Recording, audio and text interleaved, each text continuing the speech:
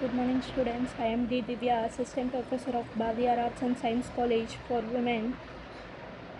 Today, I am going to explain the verse Ode to Psyche by John Keats. Let me first tell what is Ode.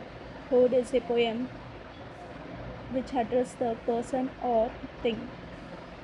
The Ode to Psyche is the first group of ode which Keats composed in April and May 1819. It is one of Keats'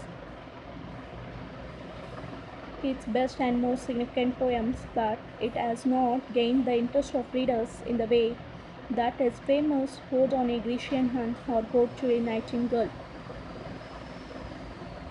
It does not measure up to them in power of language, beauty of form, or interest of themes.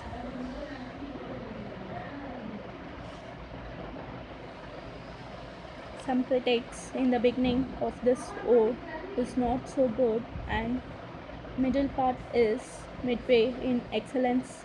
Later, the critic T.S. Eliot thought very highly of Keats' work and wrote the ode, especially perhaps the Ode to Psyche, or enough for its reputation.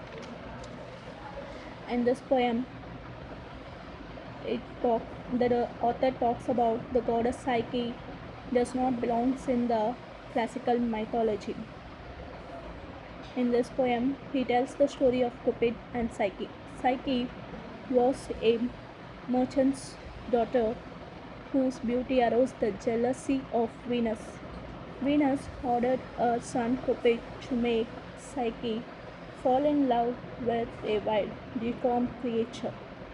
But Cupid fell in love with her himself and every night would come to her.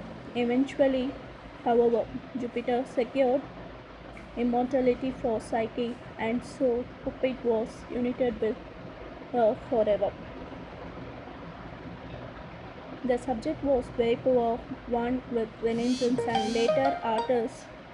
Keats' artist pen would have been familiar with it and might have drawn Keats' attention to reproduction.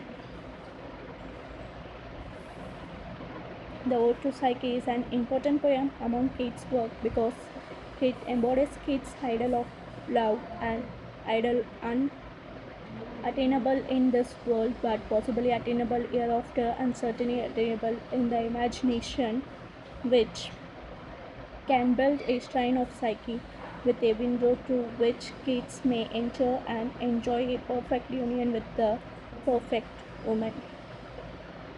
In the story of Psyche, Keats found an ideal vehicle for the expression of one of his profoundest yearning.